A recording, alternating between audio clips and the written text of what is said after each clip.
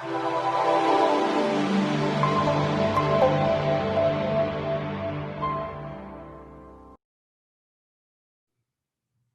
everyone, this is Robert Keynes at goldsilverpros.com, and I'm back today with Kirian Van Hest, also known as Deso on Twitter, who previously we spoke about shadow contracts and the COMEX, and we covered that in pretty good detail. We definitely want to get back to that.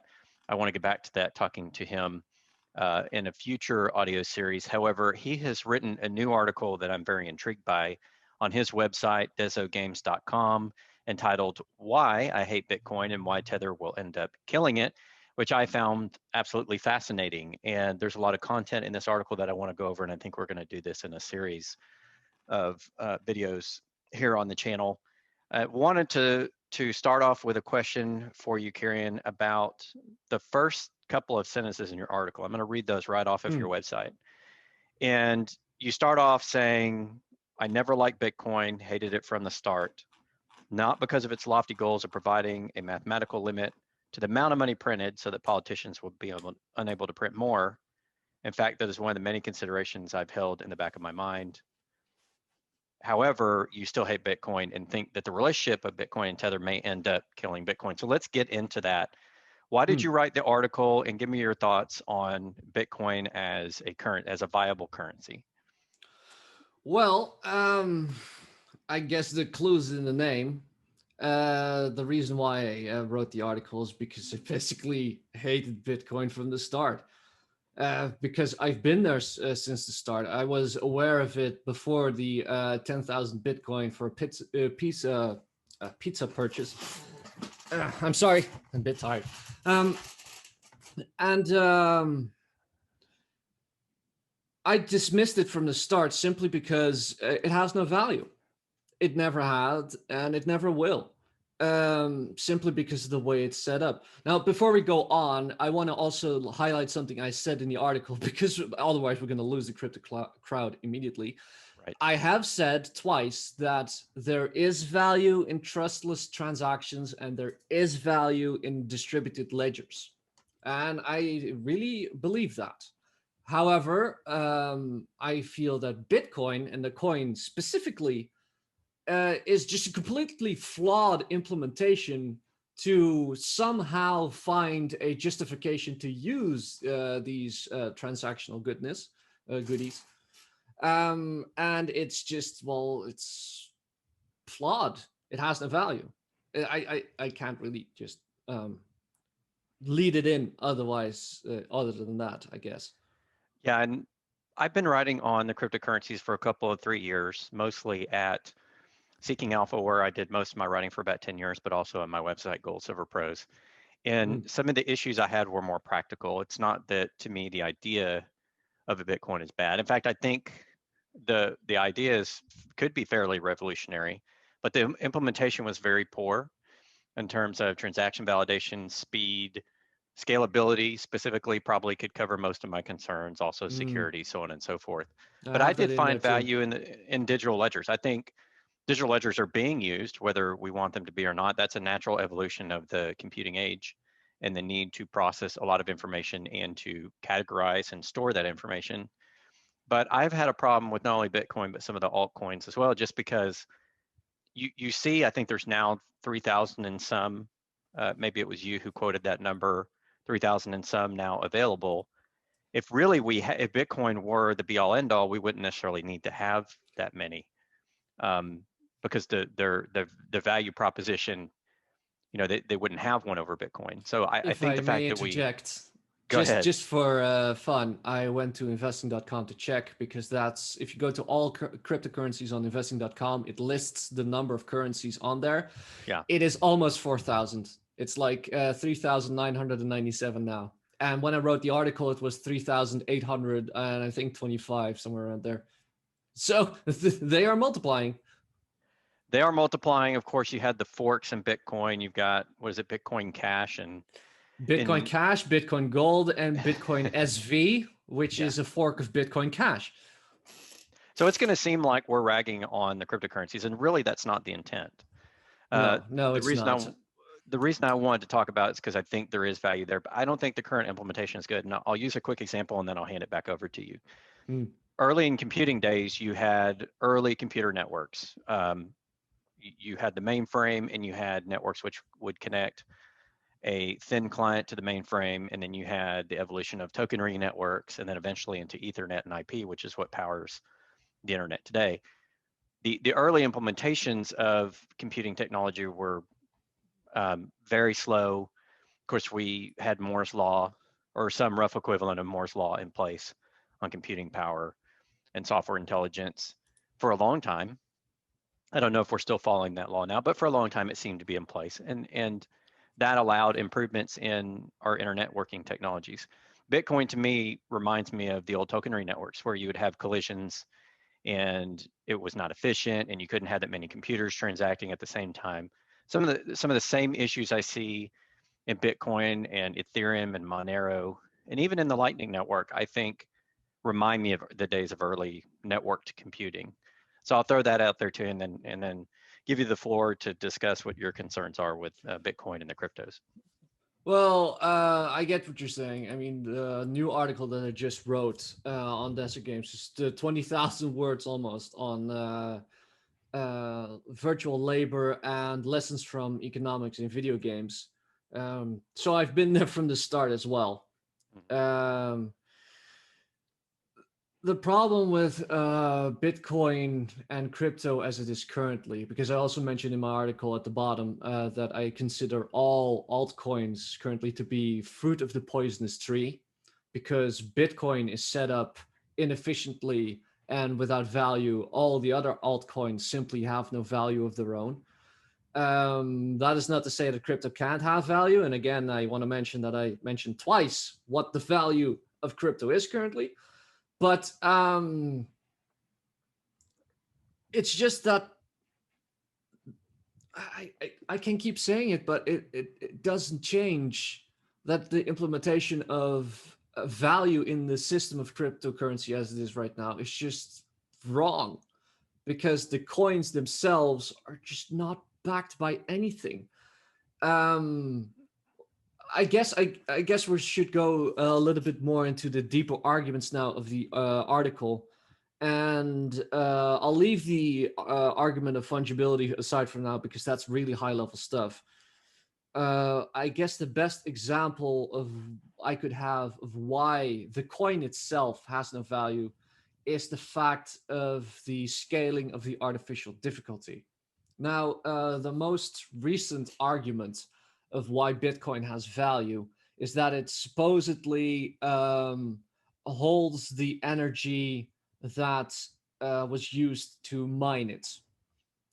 And that's just an absolutely ludicrous argument.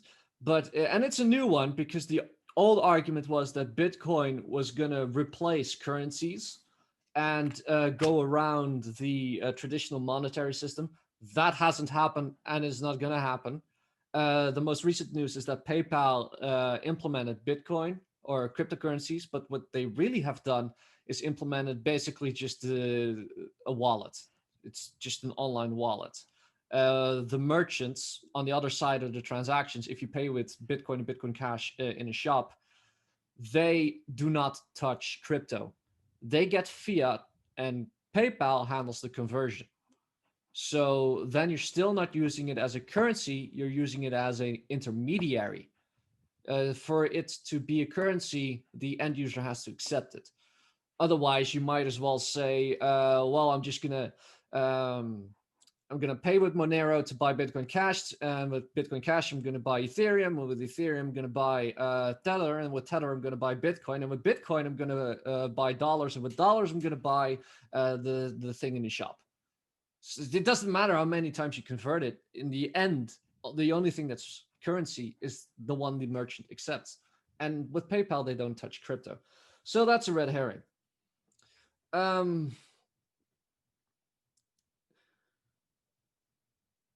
What we can do with Bitcoin to prove that it isn't backed by the energy behind it is we can simply shut off 99% of all machines.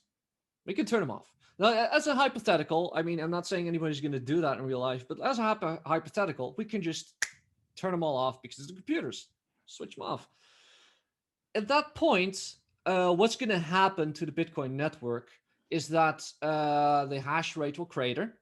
The transaction speed will crater because you will have very difficult calculations that need to be done by very few computers. So what the artificial difficulty of Bitcoin adjusts down. For people who don't know what the artificial difficulty is, whenever a computer gets added to the Bitcoin network and starts mining Bitcoin, the amount of computing power in the network increases logically. This is measured by the hash rate because when Bitcoin calculations are made, they basically are trying to find a encrypted number, and they don't know what the encrypted number is, so they basically just brute force it and go through a lot of possible options to try and find. It's basically hacking a password. Eventually, somebody will hit it and get the right one, and then they post it. But because everybody else can check instantly if the hash is correct by just inputting it again and seeing, oh, it works. So yeah, it's correct. That allows the verification to go very fast, and that's how the whole system is designed. And trying to figure out the original hash for everybody else to verify that is just the hash rate of the network. So if you turn off all the machines but 1%, it's still going to try and make very difficult calculations in order to keep the transaction speed the same, but the computers aren't there, so it's going to adjust down. The same way it has adjusted up for years and years and years, because if you look at a graph of the hash rate amount of the Bitcoin network, it's almost parabolic, simply because so much computing power has been added, and computing power itself has been increasing as well, because they went from CPUs to GPUs to FPGAs, which are dedicated silicon. But when the artificial difficulty has adjusted down, the transaction speed equates again. It just equalizes again to what it is still currently, 4 transactions per second, as silly as it sounds, but it's true. But this means that any new Bitcoin that is mined with the lower artificial difficulty is basically backed by less energy, because less computers were run, so less electricity was used, so it was cheaper to produce. But once the Bitcoins are produced, you can trade those Bitcoins equally with the Bitcoins that were produced the day before with 1,000% more computing power. So where's the energy?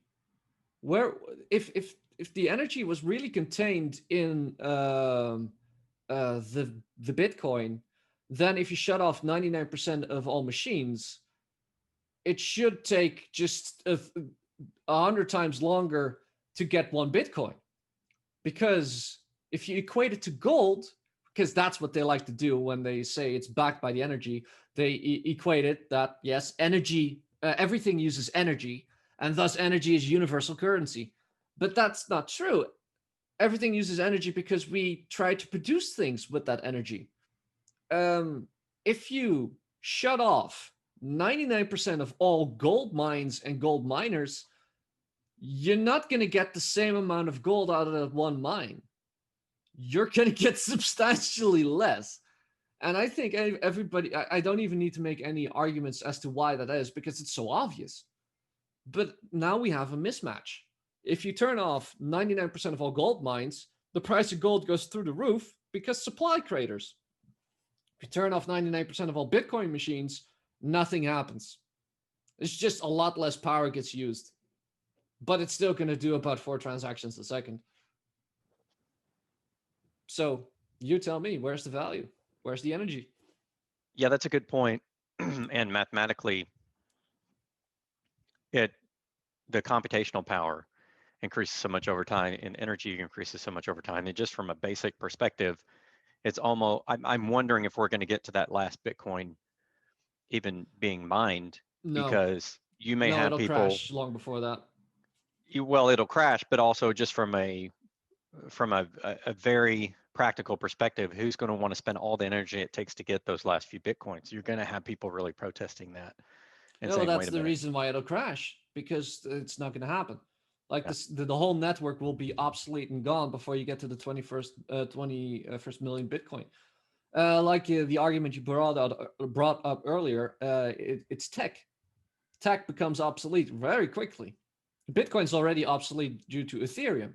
Uh, if you leave the ridiculous argument of energy backing it out of the equation, um, Ethereum is basically just Bitcoin, only then smarter, and it consumes less power. It's more efficient. So it's already supposed to, and Ethereum itself is already shit because they're trying to improve it with the world computer that Vitali is building, which is another thing, by the way. I mean, I started getting nervous when I started getting internet on refrigerators. Now I need to update my currency. Are you kidding me? Yeah.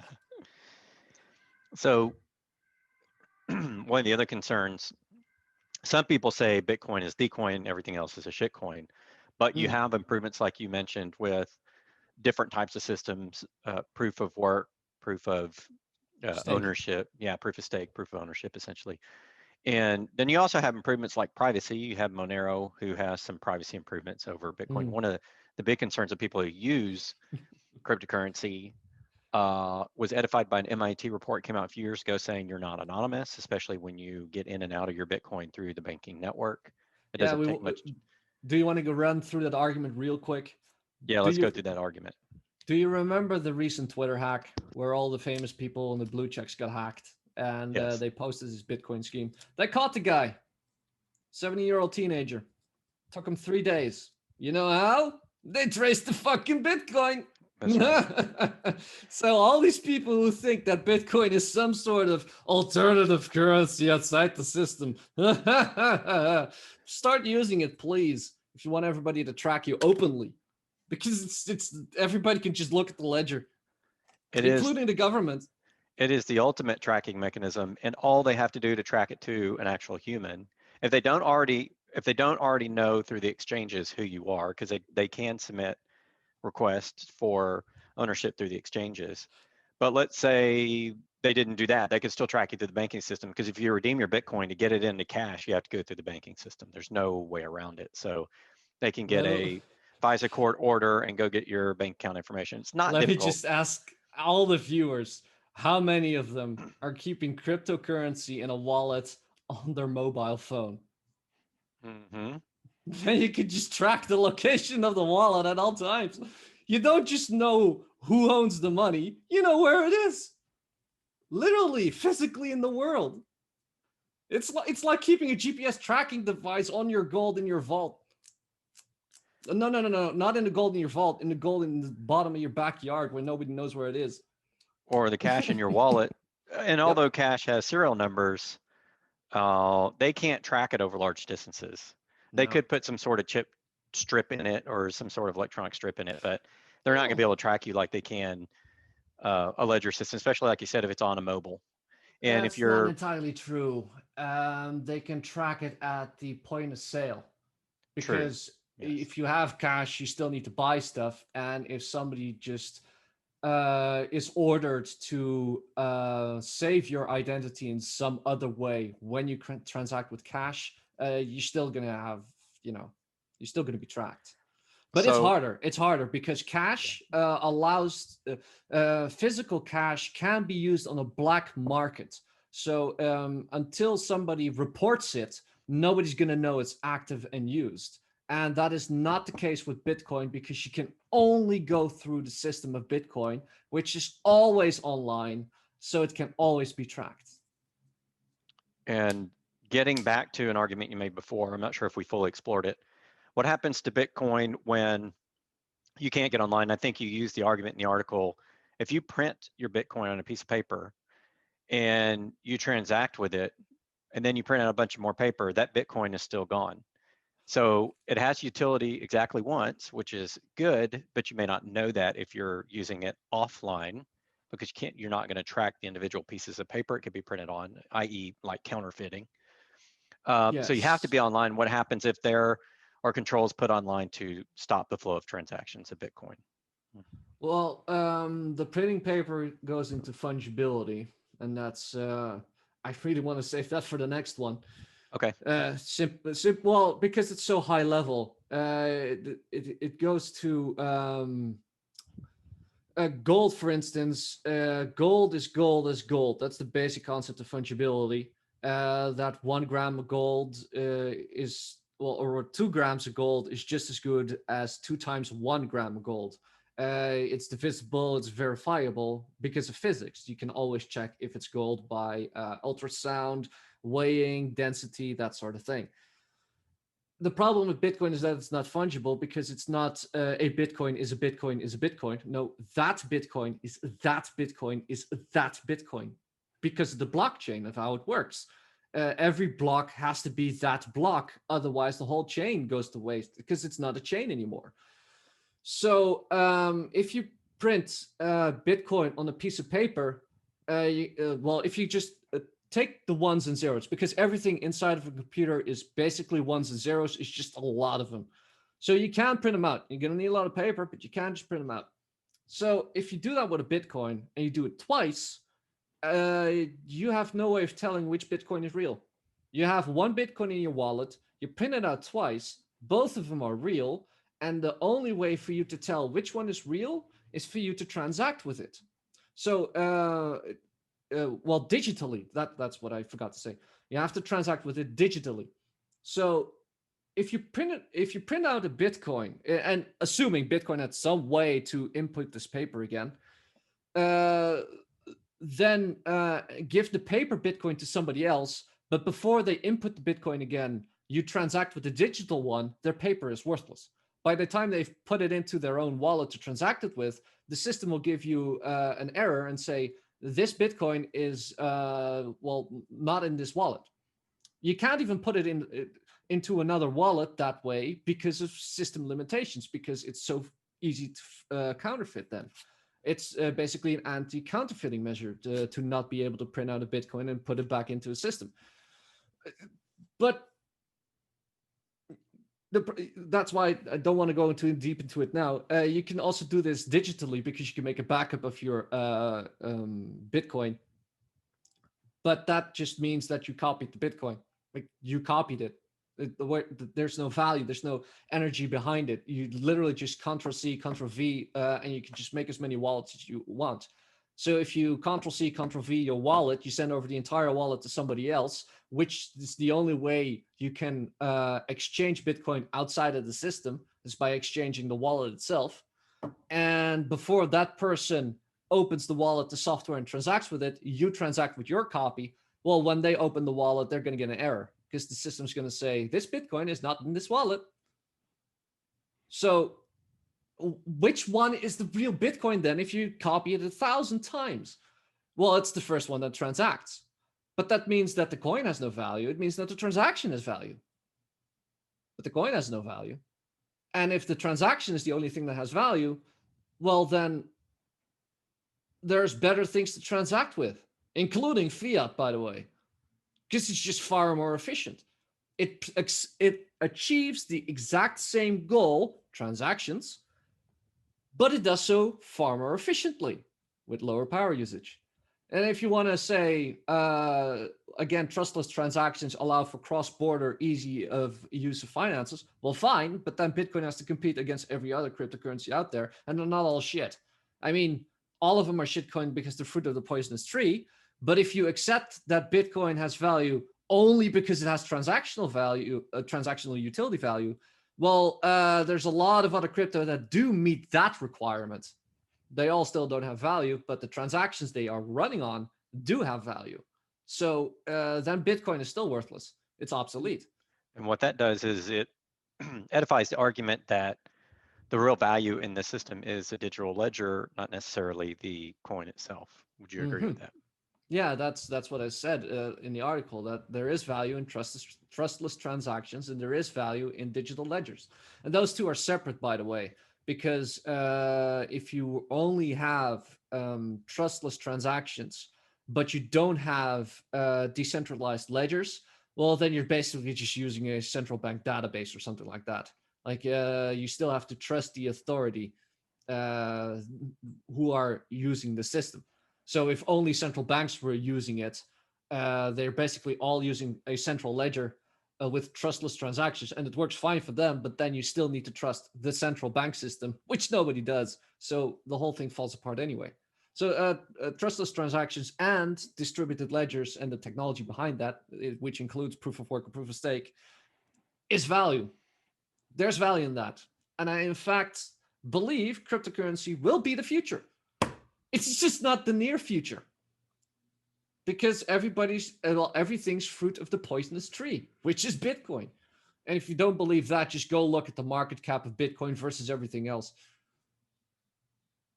I mean, Bitcoin eclipses everything in such an amount that none of the other currencies matter.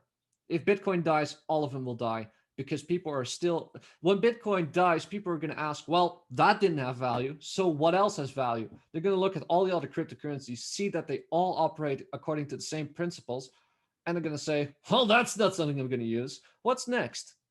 And that's what I'm excited for. What's next is what I'm excited for. But we need to have a freaking purge. And that's what's going to happen. And excuse me, how do you think that purge will take place? Well, then we're going to get back into Tether. So, how do you want to deal with that? So Lead why me don't in. we introduce the tether part of your article here? I think this is going to be in multiple parts, but let's just go ahead and get it started. Before you get into the relationship of Tether and Bitcoin, maybe you can preview exactly what Tether is. So just give us a rundown for those people that don't really understand the cryptocurrencies, of which there are a lot in my audience. What is Tether, and you've been sending me messages on what's going on with Tether specific to Tether, so maybe we can get in that piece of it, and then we can tie it back into Bitcoin. All right. Well, Tether is a stable coin, supposedly. What that means is normally cryptocurrency just floats. So whatever its value is whatever value people give it, and that's that. But stable coins are pegged to a real world asset, just like you can have a currency peg between nations. In Tether's case, or the original Tether, because there's multiple now, it is pegged to the United States dollar. So in practice, one Tether is $1. And it's very important to remember that going forward. Now, that doesn't mean that it's uh, given out by the same authority or it has the same value. It's just that it's pegged to that, and they will try and sustain that peg as long as possible through various financial machinations. How how good a stable currency is well how stable it is. Now, of course, Tether fluctuates a little bit. That's why the market cap and the circulating supply are a little bit different at times, because money moves in the Tether and out of Tether, and because of block transactions, the value goes up and down a bit. So, but in general, you can say the market cap of Tether is the circulating supply of Tether, because one Tether is $1, and because it's supposed to be a stable currency, it's supposed to have something backing it to keep it stable. And in Tether's case, it's supposed to be the dollars people exchange for Tethers. Now, So, yeah, that's the question I was going to ask. If it's backed by something such as the dollar, how do we know that every tether is tied to a dollar? That would mean that every tether was purchased with a dollar. Is that correct? oh, first off, we know it's not backed by dollars. Okay. But the idea was that it's backed by dollars, and it started out as being backed by dollars. Okay. Uh, but that's the whole thing, and that is why Tether is a problem, and it's going to take down Bitcoin and the entire crypto space with it. It's because it's a fraud. So speak to outline the fraud for us, because you've had some very interesting charts on what's going on with the capitalization of Tether and why it looks as though that is about to blow up. Can you walk us through why it's not really backed by dollars and how you came to those conclusions? Well, first off, we have to start with the history of Tether then. I won't make it long. But basically, Tether started as a stablecoin backed by dollars, and they said on their website it's backed one-to-one Tethers to dollars. And for a time, this was true. Now, somewhere in the mid 2018, people started questioning this. Tether had a drop in value. It went down to 0.9 dollars per tether, which usually means currency peg breaking. But they did an audit, supposedly, to show that they had proof of funds. And you can find this on the website tether.to. There's a tether.io as well, but it's not the right one. It's tether.to. And it's a really shitty audit. I link to you stuff of it, and you're a former auditor, so you know.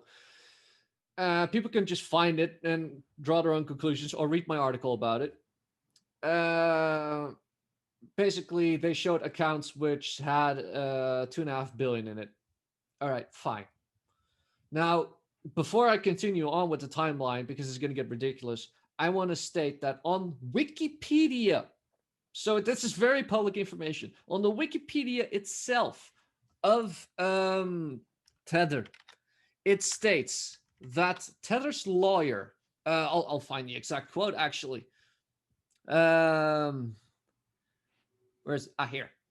On 30 April 2019, Tether Limited's lawyer claimed that each Tether was backed by only $0.74 in cash and cash equivalents. So in 2019, when the market cap was 2.8 billion, it was already backed by 3/4 of by dollars, and not the full amount, not the 100%. Now we're down to 74% in 2019. So can I stop you just for a moment? All right. And inject my auditor perspective. So you said cash and cash equivalents. There is a big difference. You can ask any accountant between cash and cash equivalents. Oh, Cash we'll get to equivalents, that. We'll get to yeah. that. Okay, But I'll let you uncover that. But cash equivalents is not cash. So we'll just make that statement and I'll let you go forward. yes. But the reason why I don't want to get into that right now is because things are going to get so ridiculous, it doesn't even matter. Okay. It does matter, and we'll get back to it. But right now, before it starts to matter, it's already not going to matter. Anyway, Tether just grew because their scheme worked with their non-GAAP audit. People bought it, and well, time just continued onward. But they made a change to the website. Originally, as I stated, they had on their website stated that every tether was backed one-to-one by dollars. People started questioning it. They released the audits, and people bought it. But after that, they changed the language on the website. And I need to find the exact language here. Right. This is still true to this day. 100% backed. Every tether is always 100% backed by our reserves, which include traditional currency and cash equivalents, and from time to time may include other assets and receivables from loans made by Tether to third parties, which include affiliated entities, collectively reserves. Every tether is also one-to-one pegged to the dollar, so 1 USDT is always valued by Tether at 1 USD. That is the exact language, and it's very important people remember the exact language. That's why I wanted to look it up. So we can basically already see that at the beginning of 2020, Tether was not backed by dollars, because it was cash equivalents and receivables from loans made by Tether to third parties, of which you have no idea whether they're going to come back or not. So we entered 2020 sketchy as all hell. But it's not going to matter. So I'm going to give them the $4 billion in market cap that it was at January 1st, 2020. In fact, I will be so generous. I'm going to give them the market cap of 4.5 billion 5 days later, because they printed 500 million on the 6th of January, which is fine. Again, maybe there was a rich Chinese person. Well, they would have input yuan into the system, not dollars. But that's another matter. No. The reason I'm gonna give them January is because of the crash in March. Now, why the crash in March was so important from a financial perspective is crashes like that come out of nowhere, true black swans, are not anticipated by anybody, logically.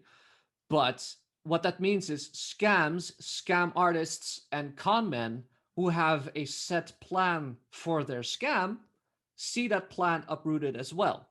And you can see that if you go to coinmarketcap.com/currency/tether, or just look for Tether, on mid of March, you will see ginormous fluctuations in the price of Tether. First, it spiked up to beyond $1.05 because the liquidity panic that happened, and Tether was as good as dollars.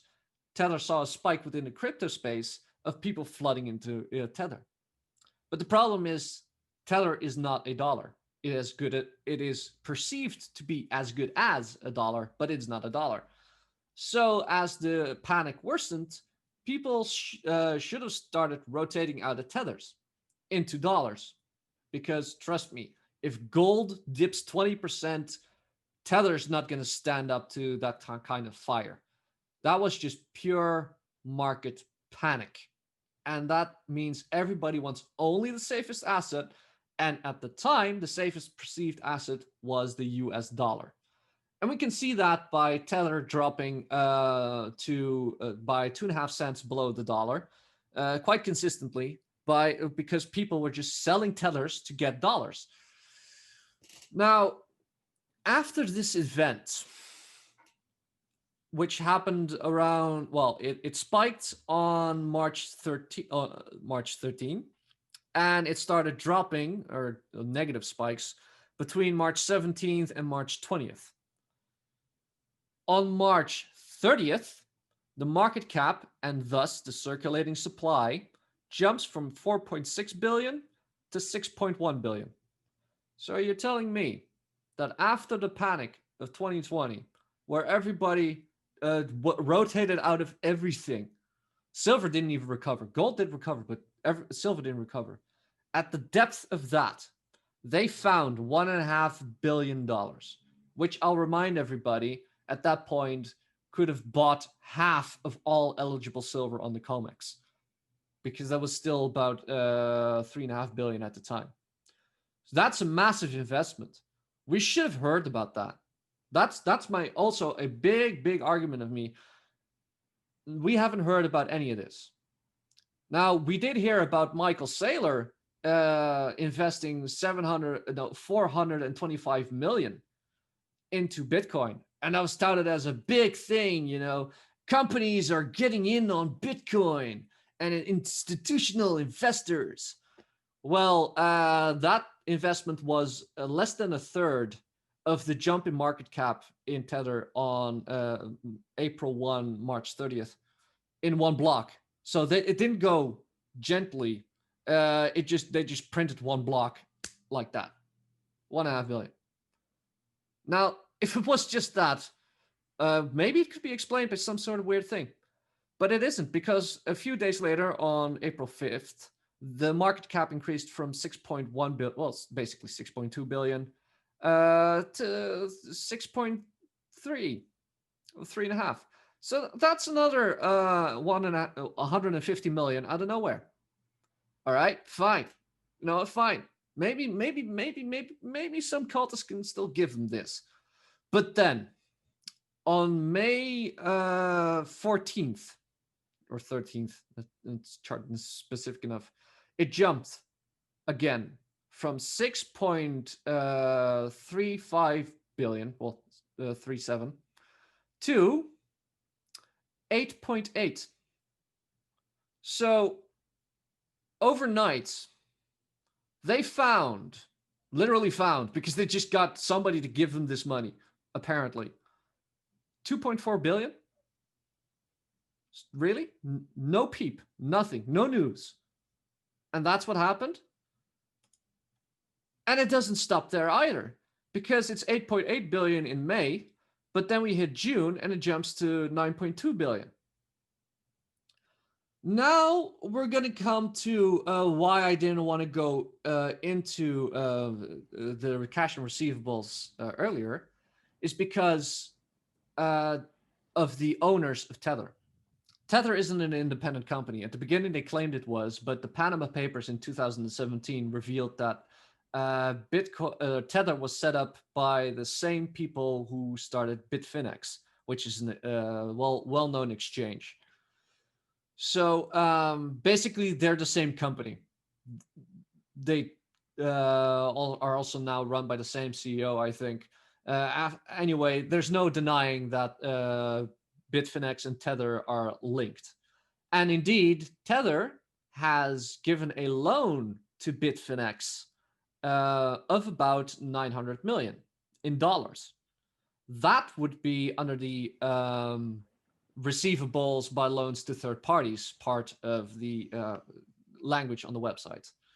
Now, on the 17th of July, a fraud investigation against Bitfinex in New York proceeded with a verdict against Bitfinex. And part of that verdict, which the article said it had immediate effects, and that was that the 900 million loan between Tether and Bitfinex was frozen.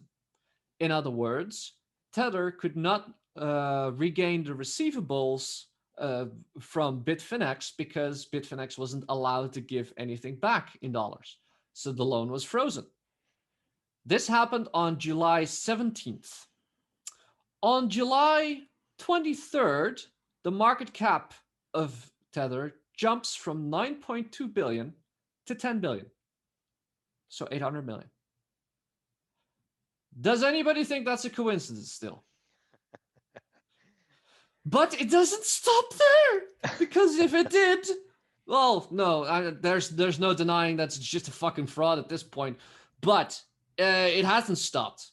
I've been tweeting like hell about this since May, June, since the market cap was about 8 billion. No, below that even. Before the big jump to 8 billion, I was tweeting about this. The CFTC has done nothing. The SHC has done nothing. And as a result of that, on August 31st, just before Ethereum went parabolic, by the way, the market cap at Tether jumps from 10 billion to 13.4. That's 3.4 billion. And again, I want to remind everybody, this is a stable coin. It is valued 1 Tether per $1.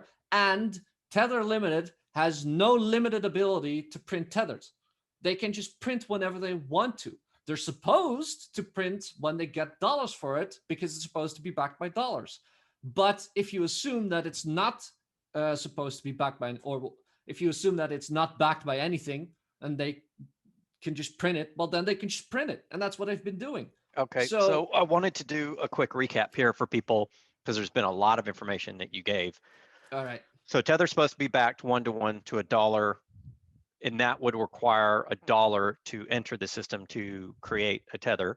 Yes. And we know at one point there was a statement by a semi-audit, and I will confirm when I looked at the stuff that you sent me, it wasn't a real audit, it's non-GAAP, and it wasn't done under the procedures of a true independent quality audit that you would rely on. But even in there, it was not 1-to-1. And as you stated, some of the receivable, both stated that receivables don't equal cash, especially when it ends up being a bad debt, which on one side, which is a bad receivable on the other. And that's why you don't really want to count cash equivalents always when you're looking at the solvency of any organization, because you're not looking at the solvency of that organization when you're looking at a receivable, you're looking at the solvency of the organization they're in partnership with. And that's why you have to be careful with doing that. And then you're now talking about what looks like a hockey stick movement in the valuation of Tether, backed by what? We have one horrible audit, and what do we have since then that gives us comfort that Tether really has a liquidity to back their capitalization, basically? Do we have any at this point? We have negative confirmation. Okay. As I stated on Wikipedia, it just straight up says that in April of 2019, when the market cap was quick maths, 1/6 of what it is now. Mm-hmm. So back then, it was already 74% backed by dollars and cash equivalents, by the way, which we'll get into in a moment. So we already have confirmation that it's not backed by anything, or well, not backed by enough. At what less than 20% of the current market cap. And so do we have anything since that original April 19th report that would give us comfort that they have the additional dollars? Any audits or any reports or anything that that Tether people who believe in Tether could read and say, okay, I'm comfortable that, once this Tether thing's exploding, they actually have the liquidity, the dollars to match. Yeah, we have one thing. We have a news message on the 17th of July that says that the owners of the makers behind Tether, Bitfinex, is under investigation of fraud. That investigation is proceeding, and as a result, the loan between the two companies is frozen. Again, it's negative confirmation, but it is confirmation. So, no, we don't have anything to show that Tether is backed by what they claim. Nothing. The only things we have shows that it's not backed by what they claim. This is the end of part 1 of How Tether's Ponzi Scheme May Damage Bitcoin, an interview with Kirian Van Hest, also known as Deso. We will have part 2 up on the channel shortly. Please stay tuned.